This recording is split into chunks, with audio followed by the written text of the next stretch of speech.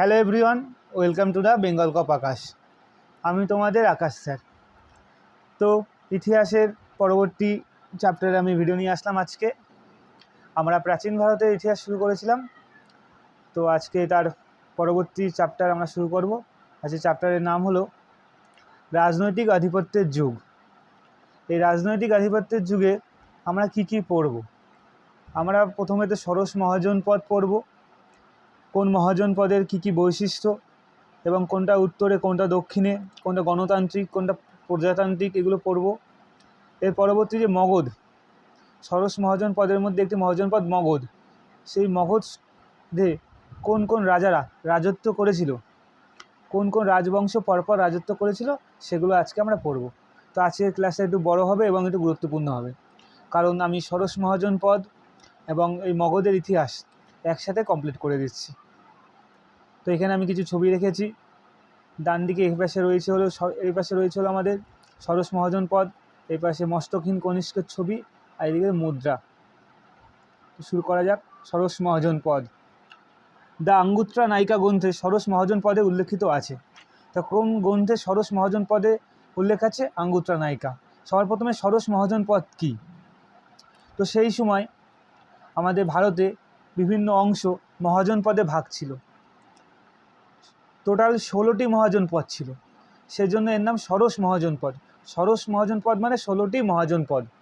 এর মধ্যে যেগুলো গুরুত্বপূর্ণ মহাজনপদ সেগুলো আমরা পড়ব, ব্যাস এটুখানি।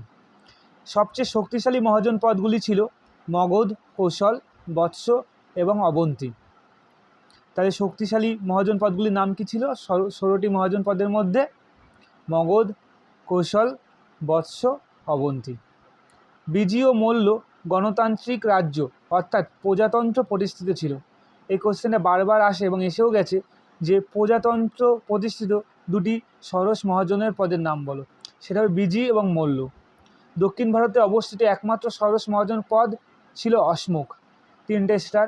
এটি আগেরবার কেপিএসআই প্রিলিমসে কোশ্চেন করেছিল যে দক্ষিণ ভারতে অবস্থিত একমাত্র ষোড়শ মহাজন পদ কোনটি? সেটি হবে অশোক। উত্তরতম মহাজনপদ কম্বোজ। পশ্চিমতম মহাজনপদ গান্ধার।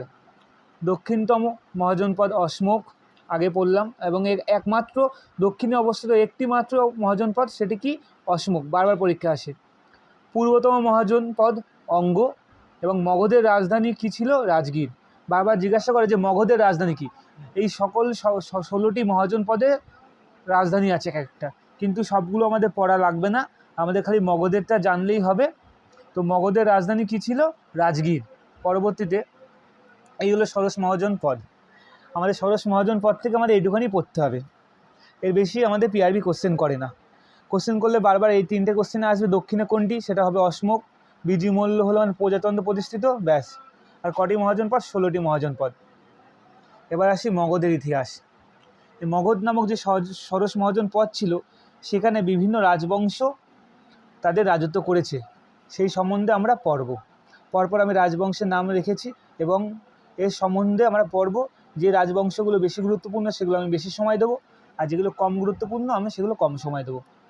প্রথমে আসে হর্যঙ্ক বংশ, তারপরে আসে শিশুনাগ বংশ। এগুলো পরপরই আসে, এই জন্য আমি অ্যারো দিয়ে বুঝিয়ে দিয়েছি।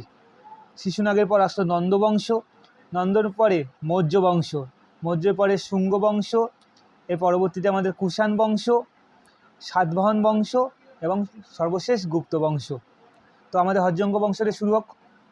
হর্যঙ্ক বংশ প্রতিষ্ঠাটাকে, এই বংশগুলির মূলত কে প্রতিষ্ঠাতা, কে সর্বশ্রেষ্ঠ রাজা আর কে শেষ রাজা, এই আর কোনো রাজা কিছু কি উপাধি নিয়েছে, কিছু গুরুত্বপূর্ণ কাজ করেছে কি না, সেই নিয়ে কোশ্চেন করে। প্রতিষ্ঠাতা এবং শেষ, এটা একটু মনে রাখতে হবে। প্রতিষ্ঠাতা কি হর্যঙ্ক বংশের? বিম্বিসার। এর উপাধি কি? শ্রেণিক, বারবার পরীক্ষায় আসে। বিম্বিসারের উপাধি শ্রেণিক। গৌতম বুদ্ধের সমসাময়িক ছিলেন। রাজধানী ছিল রাজগীর। তিনি বৈবাহিক সম্পর্কের মাধ্যমে শক্তি বৃদ্ধি করতেন। এই বিম্বিসার তার রাজ্য বাড়াতো, পার্শ্ববর্তী যে রাজ্য সেই রাজার কন্যাকে বিয়ে করত এবং ফলে যৌতুক হিসাবে সে রাজ্য গিফট পেত। ফলে এই বিবাহ নীতির মাধ্যমে সে তার রাজত্ব বৃদ্ধি করত। তার পুত্র হল অজাতশত্রু।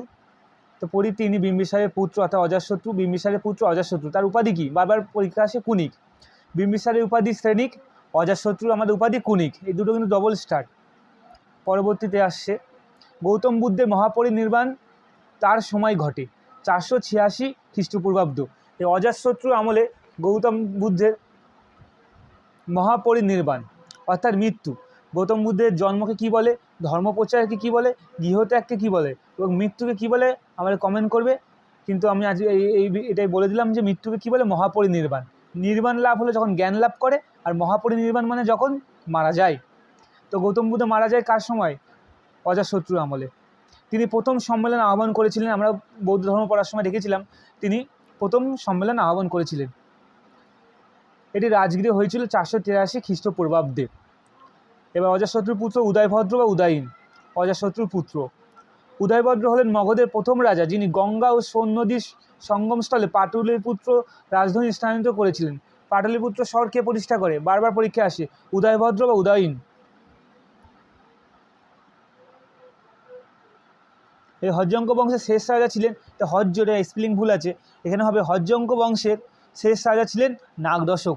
হর্যঙ্ক বংশের প্রতিষ্ঠাতা আমাদের বিম্বিসার এবং শেষ রাজা হলো নাগদশক।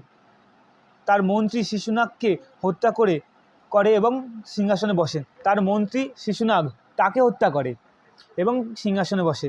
হর্যঙ্ক বংশের পরে হলো আমাদের শিশুনাগ বংশ।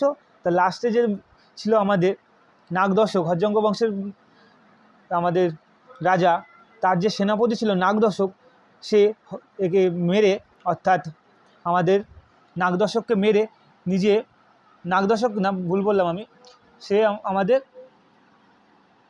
লাস্ট রাজা ছিল,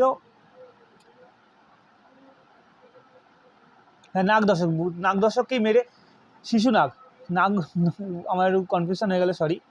তা তোমার শিশুনাগ যে সেনাপতি ছিল কার, নাগদশকের, সেই নাগদশকের সেনাপতি শিশুনাগ নাগদশককে মেরে শিশুনাগ বংশ প্রতিষ্ঠা করে। দুটো একই রকম নাম, দুটো কনফিউশন হয়ে গেছে, সরি একটু। পরবর্তীতে আমাদের শিশুনাগ বংশ। তা শিশুনাগ কে ছিল, নাগদশকের সেনাপতি ছিল কিন্তু। শিশুনাগ বংশ প্রতিষ্ঠাটা কে করে, শিশুনাগ। কালাশক ছিলেন নাগের পুত্র, তো শিশুনাগের পুত্র কালাশক। কালাশকের আমলে দ্বিতীয় বৌদ্ধ সম্মেলন প্রথম স্থায়ী রাজধানী স্থাপন করেন পাটলিপুত্রে। আর কালাশক দ্বিতীয় বৌদ্ধ সম্মেলন বৈশালীতে আহ্বান করেছিল কত সালে, 383 খ্রিস্টপূর্বাব্দে। যেটুখানি গুরুত্বপূর্ণ আমি সেটুখানি অ্যাড করেছি, এর বাইরে পড়া লাগবে না পিআরবির ক্ষেত্রে। নন্দবংশ, নন্দবংশের প্রতিষ্ঠাতা কে, মহাপদ্ম নন্দ। এর অনেকগুলো উপাধি আছে, সেগুলো আমাদের জানতে হবে। উপাধি ছিল সর্বক্রান্তক, দ্বিতীয় পরশুরাম, ডবল স্টার, বারবার পরীক্ষা আছে। দ্বিতীয় পরশুরাম কার উপাধি, কার উপাধি, মহাপদ্মনন্দ। মহাপদ্মনন্দ কে ছিলেন, নন্দবংশের প্রতিষ্ঠাতা। একরাটটাও ইম্পর্টেন্ট। সর্বক্ষত্রিয় ছেটা মানে হলো সব ক্ষত্রিয়ের মধ্যে সবচেয়ে সেরা, সম্রাট উগ্রসেন। নন্দবংশ হলো প্রথম অক্ষত্রিয় রাজবংশ। তা নন্দবংশ আমাদের প্রথম অক্ষত্রিয় রাজবংশ। আর সর্বক্ষত্রিয় ছেটা মানে হলো ক্ষত্রিয়দের দমনকারী, আমার মিস্টেক হচ্ছে, ক্ষত্রিয়দের দমনকারী। নন্দবংশের শেষ সম্রাট ধননন্দ। এই ধননন্দের সময় আলেকজান্ডার ভারত আক্রমণ করেছিল। তখন কোশ্চেন করে, আলেকজান্ডার যখন ভারত আক্রমণ করেছিল তখন নন্দবংশের কে রাজা ছিল, তখন ধননন্দ। আলেকজান্ডার যখন ভারত আক্রমণ করেন তখন মগধের সিংহাসনে ছিলেন ধননন্দ, তিনি নন্দবংশের শেষ সম্রাট। তাই নন্দবংশের শেষ সম্রাটকে ধননন্দ, এবং ধননন্দের সময় আমাদের আলেকজান্ডার ভারত আক্রমণ করে। পরবর্তীতে আমাদের মৌর্য বংশ। নন্দবংশ গেল, মৌর্য বংশটাও ইম্পর্টেন্ট, সাল 324 থেকে 185 খ্রিস্টপূর্বাব্দ পর্যন্ত। মৌর্য বংশের প্রতিষ্ঠাতা ছিলেন চন্দ্রগুপ্ত মৌর্য। উপাধি মহারাজাধিরাজ, বারবার পরীক্ষা আসে, মহারাজাধিরাজ কার উপাধি, চন্দ্রগুপ্ত মৌর্যের। গ্রিকরা তাকে বলতো স্যান্ড্রকট্টাস। কেন বলতো, এটা স্যান্ড্রকট্টাস মানে হলো বন্ধুত্বপূর্ণ চুক্তির মাধ্যমে গ্রিকদের সাথে বন্ধুত্ব স্থাপন করেছিলেন, ফলে বন্ধু হিসাবে গ্রিকরা তাকে স্যান্ড্রকট্টাস বলতো, উপাধি দিয়েছিল। মেগাসনিস তার আমলে সেলুকাসের দূত হিসাবে এসেছিলেন। মেগাসনিস কার আমলে এসেছিলেন, আমার চন্দ্রগুপ্ত মৌর্যের আমলে। এবং মেগাসনিসের লেখা একটি বিখ্যাত বই ইন্ডিকা। ইন্ডিকা থেকে কী জানা যায়, মৌর্য পৌর শাসন ব্যবস্থা সম্বন্ধে জানা যায়, পরপর আসছে এগুলো। ইন্ডিকা থেকে মৌর্য সাম্রাজ্যের পৌর শাসন ব্যবস্থা সম্বন্ধে জানা যায়। চন্দ্রগুপ্ত ধননন্দকে পরাজিত করে মৌর্য বংশ প্রতিষ্ঠা করে কত সালে, 324 খ্রিস্টপূর্বাব্দে। 24 বছর রাজত্ব করার পর শেষ জীবনে তিনি জৈন ধর্ম গ্রহণ করেন এবং শ্রবণবেলাগোলায় ভদ্রবাহুর সাথে জৈন ধর্ম প্রচারে গিয়েছিলেন। সেখানে জৈন প্রথা অনুযায়ী অনশনে দেহত্যাগ করেন। অর্থাৎ তিনি শেষ জীবনে চন্দ্রগুপ্ত মৌর্য কোন ধর্মান্তরিত হয়েছিলেন, কোশ্চেন আসে, সেটা হবে জৈন ধর্মে। এবং তিনি কীভাবে মারা গেছিলেন, অনশন করে মারা গেছিলেন। অর্থশাস্ত্র লিখেছিলেন কৌটিল্য। চাণক্য, বিষ্ণুগুপ্ত, তিনজনই এক। আমরা জানি চাণক্যের অপর নাম কৌটিল্য বা বিষ্ণুগুপ্ত। সেই কৌটিল্যর লেখা কি? অস্ত্রশাস্ত্র। মুদ্রা রাক্ষস লিখেছিলেন বিশাখ দত্ত। বিশাখ দত্ত লেখা বই কি? মুদ্রা রাক্ষস। পরবর্তীতে বিন্দুসার। চন্দ্রগুপ্ত পুত্র এবং অশোকের পিতা ছিলেন বিন্দুসার। তাহলে বিন্দুসার কি চন্দ্রগুপ্তের পুত্র এবং অশোকের পিতা। অমিত্রাঘাত উপাধি ছিল এবং এর অর্থ শত্রু নিধনকারী। তাহলে অমিত্রাঘাত উপাধি কার? বিন্দুসারের। এর মানেটা কি? শত্রু নিধনকারী। তার রাজত্বকালে সিরিয়ার রাজা প্রথম অ্যান্টিলিওকাস দামিয়াকাসকে ভারতের দূত হিসাবে পাঠিয়েছিলেন। তা দামিয়াকাস কার রাজত্বে এসেছিল? বিন্দুসারের রাজত্বে।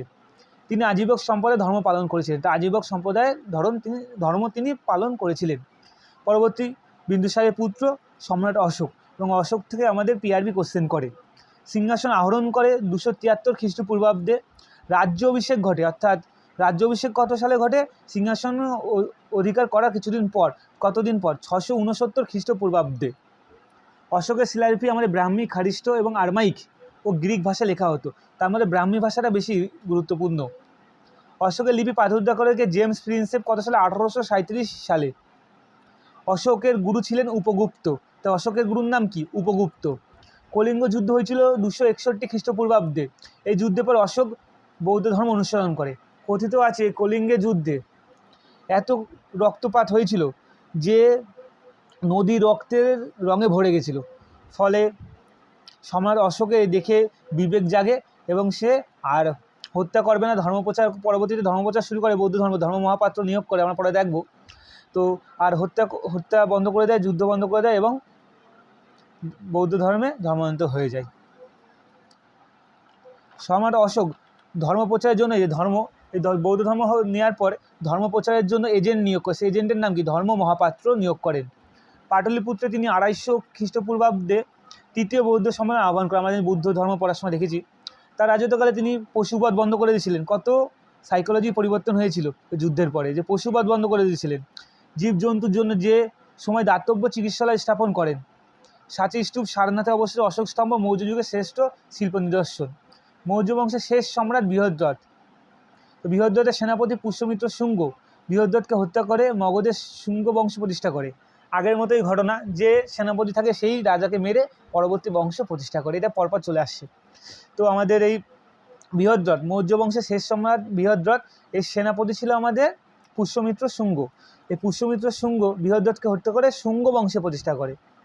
মৌর্য শাসন ব্যবস্থায় জেলা শাসককে কী বলা হতো? স্থানিক বলা হতো। গ্রাম শাসককে বলা হতো গোপ। করকে বলা হতো ভাগ ও অন্য ধরনের করকে বলা হতো বলি। মৌর্য যুগে মুদ্রার নাম, ট্রিপল স্টার পরীক্ষা আসে, পান, কয়েকার ন পান। পরবর্তী শুঙ্গ বংশ কে প্রতিষ্ঠা করে? পুষ্যমিত্র শুঙ্গ, শেষ রাজা দেবভূতি। কানু বংশে প্রতিষ্ঠা বাসুদেব কানু। শুঙ্গ বংশে দুটোই ইম্পর্টেন্ট, সবথেকে বেশি ইম্পর্টেন্ট শুঙ্গ বংশে প্রতিষ্ঠা পুষ্যমিত্র শুঙ্গ, আর শেষ রাজা দেবভূতি। আর কানু এবং নামে একটি বংশ আছে, সে একটা লাইনেই ইম্পর্টেন্ট, সেটা হলো কে প্রতিষ্ঠা করে? বাসুদেব কানু। ভারতের বৈদেশিক আক্রমণ। এই সময় বিভিন্ন জায়গা থেকে ভারত আক্রমণিত হয়। বিভিন্ন রাজারা ভারতে আক্রমণ করে, বিশেষ করে আলেকজান্ডার। তো আলেকজান্ডার কার রাজত্বের সময় ভারত আক্রমণ করে? কতদিন ভারতে ছিল? এগুলো পরীক্ষা আমাদের জিজ্ঞাসা করে। ভারতবর্ষে প্রথম আক্রমণ করে পারসিকরা, পরীক্ষা এসেছে। পারসিকরা প্রথম ভারতবর্ষে আক্রমণ করে। আলেকজান্ডার 327 খ্রিস্টপূর্বাব্দে ভারত আক্রমণ করে। তিনি খাইবার গিরিপথ দিয়ে ভারতে প্রবেশ করেন। পৌরবরাজ, এবার হলো হিদাসপাসের যুদ্ধ। পৌরব রাজা পুরু ঝিলাম নদীর পূর্ব তীরে তাকে বাধা দেন। কাকে বাধা দেন? আলেকজান্ডারকে। ইতিহাসেই তারপর যুদ্ধ হয়। ইতিহাসে হিদাসপাসের যুদ্ধ নামে পরিচিত 326 খ্রিস্টপূর্বাব্দে। হিদাসপাস কেন? যেই যুদ্ধটি যেই নদীর পাশে হয়েছে সেটা ঝিলাম নদী। ঝিলাম নদীটা আলেকজান্ডারের ওখানকার গ্রিকরা বলতো হিদাসপাস, ফলে যুদ্ধকে হিদাসপাস বলা হতো। কত সালে? 326 খ্রিস্টপূর্বাব্দে। আলেকজান্ডার ভারতে কতদিন থাকে? 19 মাস ছিলেন। ভারতীয় সভ্যতায় গ্রিক প্রভাব দেখা যায় গান্ধার শিল্পে। আলেকজান্ডার ঘোড়ার নাম কি ছিল? বুকিফেলাস। আলেকজান্ডারের ঘোড়ার নাম ছিল কি আমাদের? বুকিফেলাস। তা বোঝা গেল আলেকজান্ডার নিয়ে যা গুরুত্বপূর্ণ বলে দিলাম। বিশেষ করে পরীক্ষায় WBCS প্রিলিমস এসেছে 19 মাসটা। আলেকজান্ডার কমার্স ভারতে ছিল 19 মাস। সর্বশেষ শক রাজা হলেন রুদ্রদমন। জুনাগড় শিলালিপি রুদ্রদমনের কীর্তি জানা যায়। এবার আসে কুষাণ বংশ।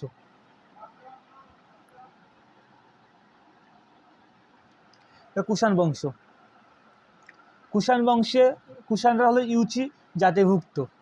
কুজল কথফিসেস কুষাণদের প্রথম রাজা। ইতিহাসে তিনি প্রথম কথফিসেস নামেও পরিচিত।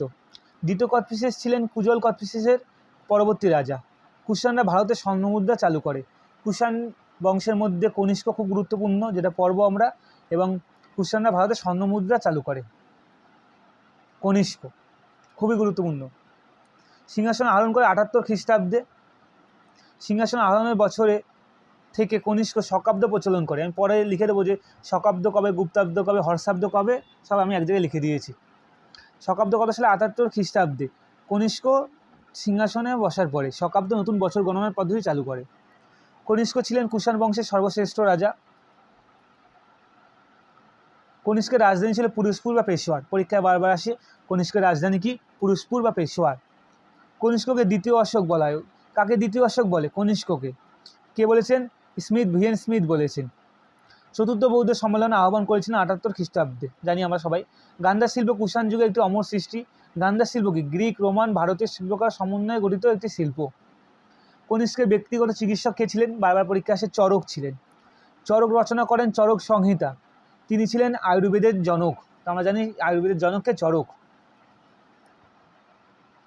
মুদ্রাতে বৌদ্ধের মূর্তি প্রথম খোদাই করেছিলেন কনিষ্ক। কুষাণরা ভারতে প্রথম স্বর্ণমুদ্রা প্রচলন করে আমরা দেখলাম। এবার সাতবাহন সাম্রাজ্য প্রতিষ্ঠা থেকে সাতবাহনের সিমুখ। রাজধানী প্রতিষ্ঠান বর্তমানে পৈঠান। শ্রেষ্ঠ রাজা ছিলেন গৌতমী সাতকর্ণী। গৌতমী সাতকর্ণীর কোশ্চেন আসে। গৌতমী সাতকর্ণীর মা বলশ্রী, গৌতমী বলশ্রী নাসিক প্রশস্তি রচনা করেন। এই সম্বন্ধে কার সম্বন্ধে জানা যায়? গৌতমী পুত্র সাতকর্ণীর সম্বন্ধে জানা যায়। এবং এই সাতবাহন বংশের সর্বশ্রেষ্ঠ রাজা হলো গৌতমী পুত্র সাতকর্ণী। সাতবাহন রাজ্যের সরকারি ভাষা ছিল প্রকৃত। সাতবাহন মুদ্রা প্রোটিন নাম ছিল এবং তার সীসা দিয়ে নির্মিত হতো, তৈরি হতো। এবার আসে সবথেকে গুরুত্বপূর্ণ আমাদের গুপ্ত সাম্রাজ্য। সবথেকে গুরুত্বপূর্ণ গুপ্ত সাম্রাজ্যের প্রতিষ্ঠাতা হলো শ্রীগুপ্ত।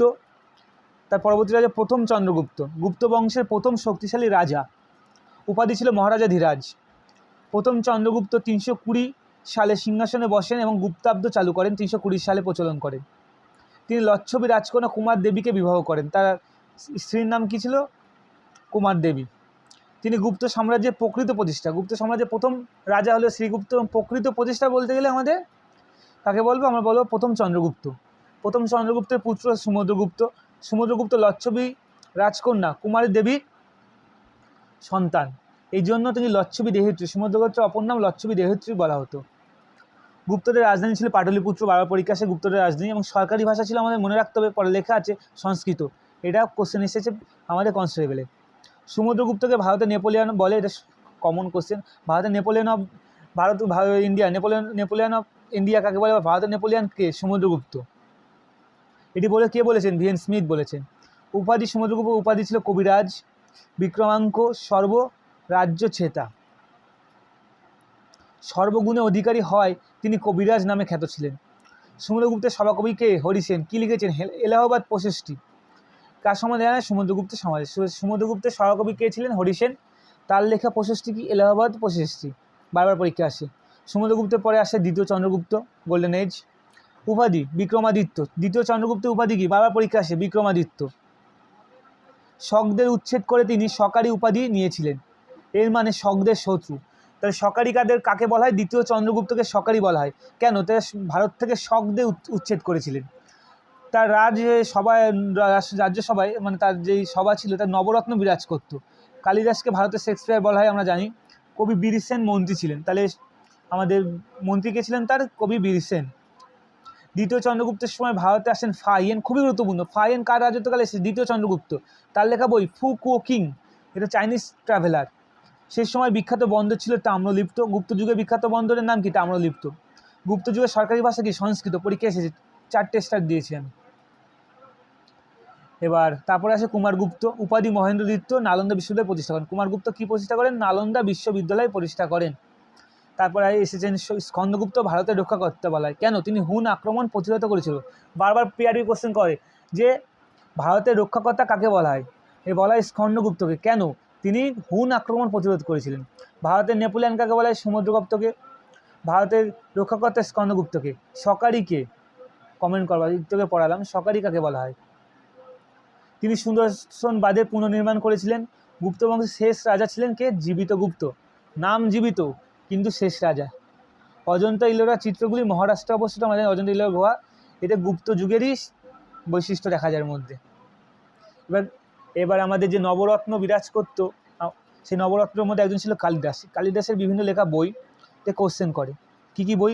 গুরুত্বপূর্ণ বই হলো অভিজ্ঞান শকুন্তলম, মালবিক আগ্নিমিত্রম, রঘুবংশম, কুমার সম্ভব, মেঘদূতম, ঋতুসংহার। মুদ্রারাক্ষসকে লিখেছিলেন বিশাখ দত্ত। আর্যভট্ট লিখেছেন সূর্য সিদ্ধান্ত। বরাহমিহির লিখেছেন বৃহৎ সংহিতা। গুপ্তযুগকে ভারতের ইতিহাসে স্বর্ণযুগ বলা হয়, গোল্ডেন এজ অফ ইন্ডিয়া বলা হয়। গুপ্তযুগকে ভারতের ইতিহাসে স্বর্ণযুগ বললাম। ভূমিদাস প্রথা অর্থাৎ দাসত্ব প্রথার প্রচলন শুরু হয় গুপ্তযুগেই। গুপ্তযুগে স্বর্ণ মুদ্রার নাম দিনার ছিল। পরীক্ষা আছে, গুপ্তযুগের স্বর্ণ মুদ্রার নাম কি? দিনার। গোলমরিচকে কী বলা হতো? এটা এসেছে, পিআরবি কোশ্চেন করেছিল এসআইএ, যে গোলমরিচকে বলা হতো কি? জবন প্রিয়। এবার আমি এই হলো আমার একটি উপস্থাপন, আমি চার্টের মাধ্যমে তোমাদের সব বুঝিয়ে দিয়েছি। রাজা, প্রতিষ্ঠা, শ্রেষ্ঠ রাজা এবং শেষ রাজা, এর মধ্যে যেইগুলো ফাঁকা সেগুলো গুরুত্বপূর্ণ না, আর সেগুলো বিশেষ করে জানা যায়নি। তো বংশ হলো হর্যঙ্ক বংশ, প্রতিষ্ঠা বিম্বিসার, শ্রেষ্ঠ রাজা সেভাবে কেউ নেই, শেষ রাজা নাগদশক। শিশুনাগ বংশের প্রতিষ্ঠা শিশুনাগ, শ্রেষ্ঠ রাজা সেভাবে নেই, শেষ রাজা নন্দীবর্ধন। নন্দবংশে আমরা পড়েছি মহাপদ্মনন্দন প্রতিষ্ঠাতা, শ্রেষ্ঠ রাজা সেভাবে নেই, শেষ রাজা ধননন্দ। আলেকজান্ডার আক্রমণ করেছে ধননন্দের আমলে। মৌর্য বংশের প্রতিষ্ঠা চন্দ্রগুপ্ত মৌর্য, শ্রেষ্ঠ সম্রাট অশোক, শেষ রাজা বৃহদ্রথ। শুঙ্গ বংশ আমাদের প্রতিষ্ঠা পুষ্যমিত্র শুঙ্গ, শ্রেষ্ঠ রাজা সেভাবে কেউ নেই, কিন্তু শেষ রাজা দেবভূতি। সাত বংশের প্রতিষ্ঠা শিমুখ এবং শ্রেষ্ঠ রাজা কনিষ্ক। ভুল বললাম, সাতবাহন বংশের প্রতিষ্ঠা শিমুখ এবং শ্রেষ্ঠ রাজা গৌতমীপুত্র সাতকর্ণী, কিন্তু শেষ রাজা সেভাবে কেউ নেই। কুষাণ বংশ, উপরে একটা মিশে গেছে, কুষাণ বংশের প্রতিষ্ঠা কুজল কথফিসিস এবং শ্রেষ্ঠ রাজা কনিষ্ক। এই কোশ্চেনটা বারবার আসে যে কনিষ্ক কোন বংশের সাথে সম্পর্কযুক্ত, এটি হবে কুষাণ বংশের সাথে। এবার আমাদের শেষ গুপ্ত বংশ, প্রতিষ্ঠা শ্রীগুপ্ত, শ্রেষ্ঠ রাজা সমুদ্রগুপ্ত এবং শেষ রাজা জীবিতগুপ্ত। আমি হ্যান্ড রিটেন কিছু রেখেছি, হ্যাঁ এই যে শকাব্দ। আমরা জানি কনিষ্ক 78 খ্রিস্টাব্দে শকাব্দ চালু করে, লিখে দিয়েছি শকাব্দ কে চালু করে, কনিষ্ক কত সালে? 78, উপরে লেখা। গুপ্তাব্দ 320 খ্রিস্টপূর্বাব্দ, বিসি মানে খ্রিস্টপূর্বাব্দ, বিফোর ক্রাইস্ট। কে প্রতিষ্ঠা করে? গুপ্তাব্দ প্রথম চন্দ্রগুপ্ত প্রতিষ্ঠা করে গুপ্তাব্দ। হর্ষাব্দ পরবর্তী পর্ব হর্ষবর্ধন সম্বন্ধে তখন জানতে পারবো, তো আগে দিয়ে লিখে দিয়েছি। হর্ষাব্দ 606 খ্রিস্টাব্দে কে চালু করে? হর্ষবর্ধন। পরবর্তীতে আমাদের কিছু গুরুত্বপূর্ণ তথ্য, আমরা শেষে চলে এসেছি ভিডিওর। অল্প সময়ের মধ্যে যত ভালো এবং যত সঠিক কন্টেন্ট দেওয়া যায় আমি সেটা চেষ্টা করছি। আশা করি পিআরবি এর বাইরে কোনো কোশ্চেন করবে না। তোমরা পরীক্ষা হলে প্রায় সবই কমন পাবে, আমার সেটা মনে হয়। কমন এমসিকিউ বই পড়লাম সেভাবে এখন আর হবে না। আমি যেভাবে ডেসক্রিপটিভ পড়াচ্ছি সেভাবে পড়ো এবং সেটা রিভিউ দাও। রিভিউ দেওয়ার পরে তোমরা এমসিকিউ শুরু করবা। আর এর যে পিপিটি সেটা আমার টেলিগ্রাম চ্যানেল পেয়ে যাবার, টেলিগ্রাম চ্যানেল লিঙ্ক আমি ভিডিও ডেসক্রিপশানে দিয়ে দেবো, অর্জুন সিরিজেরও লিঙ্ক দিয়ে দেবো। আর এই যে আমার মেহনত, এত সুন্দর আমি কন্টেন্ট প্রোভাইড করছি, এটা যদি তোমাদের ভালো লাগে তার বন্ধুদের শেয়ার করবো। যারা কেপি মেন্স আছে তাদের তো বিরাট বিষয়, আমি কেপি মেন্সের আগে শেষ করার চেষ্টা করবো সব চ্যাপ্টার, তাদের ক্ষেত্রে বিরাট গুরুত্বপূর্ণ জিকে ক্লাস, তার বন্ধুদের শেয়ার করো, নিজেরাও দেখো, বলো যে একটা মাস্টার এত সুন্দরভাবে পড়াচ্ছে বিনামূল্যে, ফাউন্ডেশন কোর্স, কোনো কিছু বাদ দিচ্ছে না, যেটুকুনি গুরুত্বপূর্ণ সেটুকুনি রাখছে, ফাও বেশি পড়াচ্ছে না, যেটুকুনি পড়াচ্ছে সেটুকুনি পিআরবি কোশ্চেন করবে। তোমরা পড়ে বুঝতে পারছো যে ভিডিওর গুরুত্ব কতখানি। পরপর আমি ছাড়ছি, স্ট্যাটিক জিকে হয়ে গেছে, ইতিহাস আর স্ট্র্যাটেজিকে হয়ে গেলে পরবর্তী চ্যাপ্টার আমি শুরু করবো সাবজেক্ট। বিন্দুসার অমৃতাঘাত নামে পরিচিত, এগুলো বারবার যেগুলো পরীক্ষা আসে সেগুলো এক জায়গায় রেখে দিয়েছি। বিন্দুসার অমৃতাঘাত ছদ্মনাম মানে নামে বিখ্যাত উপাধি। অজাতশত্রু সৈনিক, বিম্বিসার কুনিক। সাতবাহন যুগে সোপরা ছিল একটি গুরুত্বপূর্ণ বন্দর। দ্বিতীয় চন্দ্রগুপ্তের উপাধি ছিল বিক্রমাদিত্য। গুপ্তরের রাজধানী ছিল পাটলিপুত্র। সূর্য সিদ্ধান্ত বইটি লিখেছেন আর্যভট্ট। এবার মৌর্য বংশ, আমি ছবি দিয়েছি, মৌর্য বংশে তারপর কে এসেছে এভাবে জিজ্ঞাসা করে কোশ্চেন। চন্দ্রগুপ্ত মৌর্য, তারপরে আসে বিন্দুসার, তারপরে অশোক এবং বৃহদ্রথ লাস্ট রুলার। চন্দ্রগুপ্ত মৌর্য হলো ফার্স্ট রুলার তথা ফাউন্ডার মৌর্য বংশের। বিন্দুসার হলো অমৃতাঘাত উপাধি পাশে লেখা। অশোক হলো গ্রেট রুলার, সবথেকে শ্রেষ্ঠ রাজা, এবং বৃহদ্রথ হলো আমাদের লাস্ট রুলার। আর এই যে ক্যাপিটাল কি? পাটলিপুত্র। Thank you. আজকে আবারও একটি বড় চ্যাপ্টার, খুবই বড় চ্যাপ্টার, যে এই চ্যাপ্টার ডিটেলসে পড়েছে তারা জানে খুবই বড় চ্যাপ্টার, কিন্তু আমি যেটুকুনি গুরুত্বপূর্ণ সেটুকুনি তোমাদের করালাম। এর বাইরে পিআরবি কোশ্চেন করবেন, আমি আবারও বলছি। তো ভিডিওটা যদি ভালো লাগে, আমার মেহনত যদি ভালো লাগে, আমি যে এই কন্টেন্ট দিচ্ছি তোমাদের প্রোভাইড করছি রেগুলার সুন্দরভাবে পিপিটি বানিয়ে এবং পিপিটিও প্রোভাইড করে দিচ্ছি, এটা যদি ভালো লাগে তো বন্ধুদের শেয়ার করবা, আমার চ্যানেলটা বিশেষ করে সাবস্ক্রাইব করবা এবং শেয়ার করবা, যাতে আমার এই চ্যানেলটা গ্রো হয়। আমার কিছু চাই না, আমার খালি একটু ভিউ চাই। ভিউজ দেখলে আমি একটু মোটিভেট হই, আর কিছু না। আমার টাকা পয়সা দরকার নেই, আমি ভিউজ দেখলে আমি একটু মোটিভেট হই, না আমি এত কষ্ট করছি, ছেলেপেলে দেখছে পড়ছে, এটা দেখে আমার একটু ভালো লাগে, আর কিছু না। মানে ভিতর থেকে জাগে যে আমি ভিডিও আরও বানাই। পরে আমি ভিডিও বানাবো, একজন দেখুক দুজন দেখুক তাও বানাবো, যারা সিরিয়াস স্টুডেন্ট তাদের জন্য বানাবো, কিন্তু যত ভিউ হবে তত আমার মনে হয় আমার ভিডিওতে মোটিভেট থাকতে পারবো। তো ধন্যবাদ ভিডিও দেখার জন্য। পড়তে থাকো, দৌড়াতে থাকো, এবং এবারই তোমরা 12 দিন নিতে অর্থাৎ খাকি এবারই পড়তে হবে। তো রাখলাম, টাটা, বাই বাই।